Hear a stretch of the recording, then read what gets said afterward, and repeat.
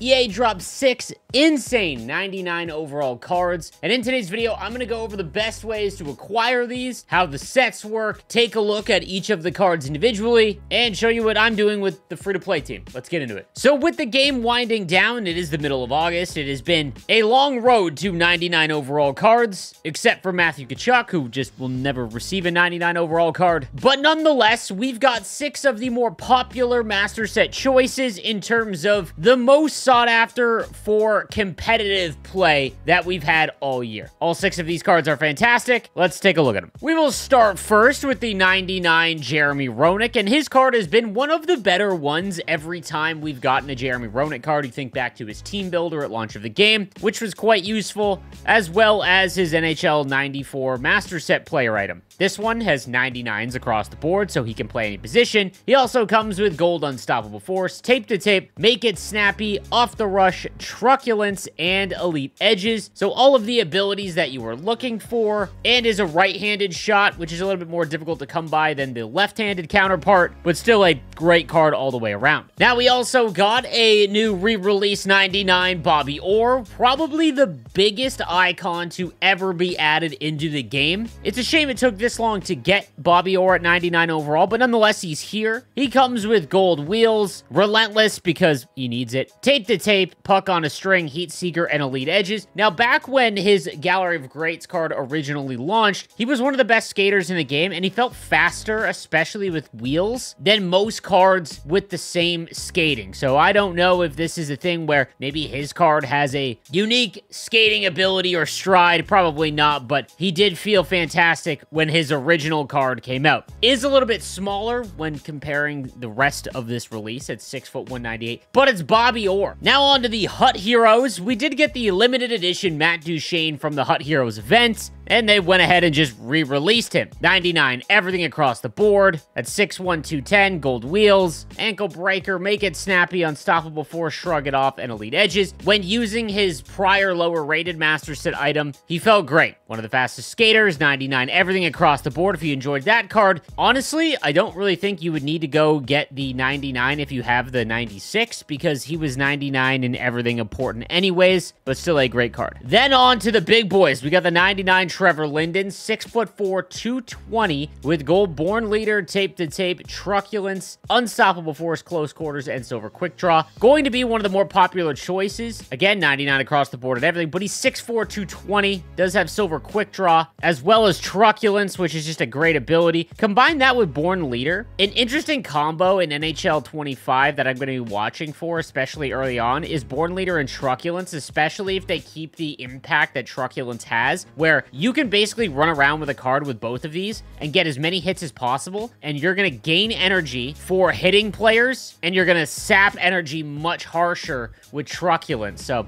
an interesting combo there. Then we've got Nick Antropov. It's 6'6", 245. Just an insane build for the game. We talk about this every year, that once everyone gets to 99, it's really just whoever is the biggest, and that still remains true. I think this year more than any other year, smaller players have had a lot more usefulness, but still, if you have someone that's 5'10 with 99s across the board and someone who's 6'6", it's really not a competition just because of the defensive side of the play. Now, he's got Total Eclipse, which is a fun ability, but not very impactful at all, as well as tape to tape, unstoppable force, puck on a string, snipe, and big tipper. A very fun card, but his abilities are not nearly as impactful as some of the other releases. And then finally, a 99 Zdeno Chara. Now, if you had his 96, that was good enough to go up against any 99 overall card. They also gave him gold shutdown and quick pick, which is just insane because he has such a reach. That is the big advantage of Zdeno Chara cards, is that he can reach half of the ice. Send it's pointless, bouncer is really not going to be all that viable, and 1T and Thunderclap do not stack, meaning that if you have both activated and you take a one-timer, they both won't add a bonus for a slap shot. It's one or the other, so don't stack them. If there was a must-have card in this game right now, this is it. 99 everything. Hell, he could be your #1 center on the power play at 6'9", 250. Now, they also come with their own objective tiers that you can finish to get some more packs, much like that pay-to-win objective path when they re-release some cards that you can only get via packs to get these objectives done.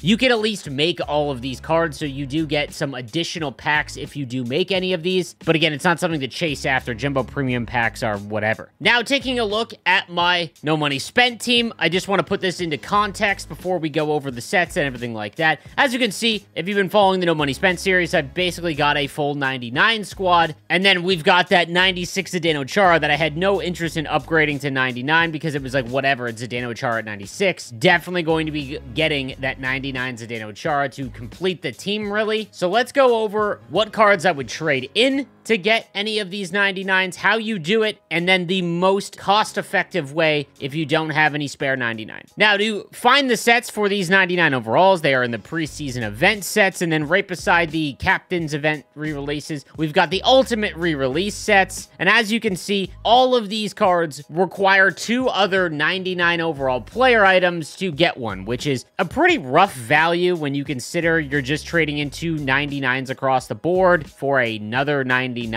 And when it comes to the players I would do it for, #1, always do it for your favorite players. If you are someone that plays online or you want to have the best competitive advantage, then the only 3 I would really consider is Trevor Linden, Nick Antropov, and Zdeno Chara, because they're all mammoths. But that doesn't mean that Matt Duchene, Ronic, and Bobby Orr are not great cards. They are. But again, if you were asking me which ones I would recommend making, it'd be those 3 first, with Trevor Linden, Nick Antropov, and Zdeno Chara being #1. Chara, in my opinion, is a must-make. Now, if you took part in Packpocalypse, you're probably fine, and you're going to be able to make multiple of these 99s, so I will address that portion of the player base. When it comes to what 99s you should trade in, if you have any duplicate Team of the Season or Team of the Year cards, for example, I, as a joke, made this 99 draft Connor McDavid for free during Packpocalypse, but I've still got his Team of the Season card, so that is one that I'm willing to trade in. Once you have traded in all of your duplicate cards, if you have 99 Teravainen, now would definitely be the time to move on from him. This has been one of the best valued cards. The fantasy hockey event was great. He scored a ton early on in the event, so you could use him right when you packed him. But a 5'11", 191 with one of the worst gold zone abilities in the game, and only 85 endurance, he just simply doesn't stack up against other 99s. And as you can see, he might be my most used card this entire year. I have over 1,100 games with him. But nonetheless, thank you, Soldier. I'll see you later. All right, so Zdeno Chara, an easy must-make. We now have the best defenseman in the game, potentially the best card in the game. Welcome to the squad. He goes up to line #1. We'll keep Yossi as our #2 pairing, and then maybe we get a 99 Hedman in October. However, let's go over the best ways to make any of these 99s if you don't have an excess of extra cards that you can trade in. Now, the first thing to take note of is, would you trade in Jason Robertson? I personally wouldn't, but what you can do is make Jason Robertson again and use him as one of the 99s for trade-in. If you have not made any of the other 87s more than once, meaning that you can make them up to 2 times, but for example, I've used Ryan O'Reilly in another set for Brady Tkachuk, and I actually just like William Eklund, so I wouldn't be able to do this. But if you only made each of these master set player items once, then you can make them all again and trade in all 8 of them at 87 overall for Jason Robertson, and now you've got 199 to trade in. Now, you will need 240 preseason collectibles to make all 8s. So again, what you can do is trade in any of your excess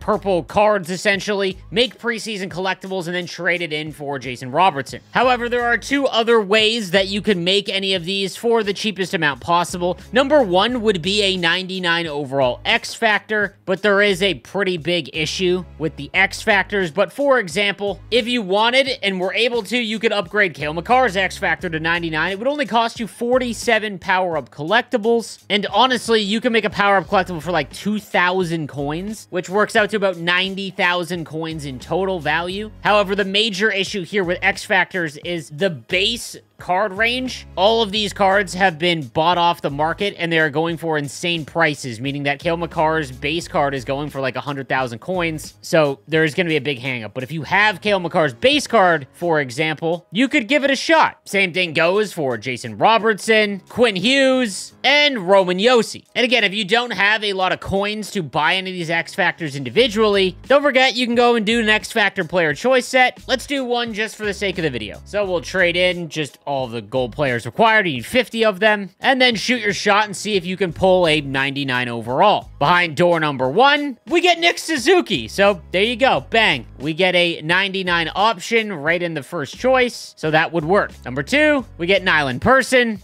who is unfortunately capped at 97. And then lastly, we get Hillary Knight, who's only a 96. That feels like a shame in that a lot of these cards were just forgotten about, but hey, we can go ahead and take Nick Suzuki. However, in my opinion, the best way to make any of these 99s would be through power-up icon sets. All you've got to do is make one of the power-up icons that can go to 99. We'll use the rookie power-up icon sets as an example. We'll go to the 82 to 84 choice set, trade in 40 cards. Again, any of the lower gold cards that you've got, go ahead and open that pack, and then spend 15 minutes opening it because you can't skip all of these slow animations.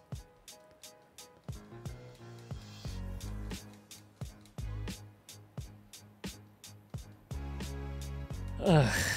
The more I think about it, the importance that we get just a quicker and faster menu and UI in NHL 25 becomes more and more apparent. Like, just this, it's just like absurd that you can't skip things. So, once you've opened up the pack, we're gonna take Joe Sakic because he's got a 99, and then with that Joe Sakic, you can spend 50 power-up collectibles, get him to 99, obviously a little bit more expensive than the X Factor, simply because it requires 3 more power-up collectibles, but he doesn't require having his base card, so it's just far easier to obtain. And you can do this with any of the 99 power-up icon cards. Now, 50 power-up collectibles seems like a lot. Just understand that because of the Packpocalypse and all of the polls that people have been doing over the last really month and a half of the game, you can just like print power-up collectibles for a very cheap cost. For example, 88 overall player items are currently going for 7,000 coins. Now, obviously, you can do the math and find the best ones, but since you get 4, 4, and 88, that's 1,750 coins per collectible. You need 50, that's less than 90,000 coins to make a 99 overall player item. Again, you will need 2, and that's if you don't have any other cards to trade in, and you just simply needed to buy them off of the auction house. So I hope this helps walk you through the new 99 re-release master set player items. Be sure to subscribe for the upcoming news of NHL 25. You'll hear it here first on the channel. I'll see you next time. Have a good one.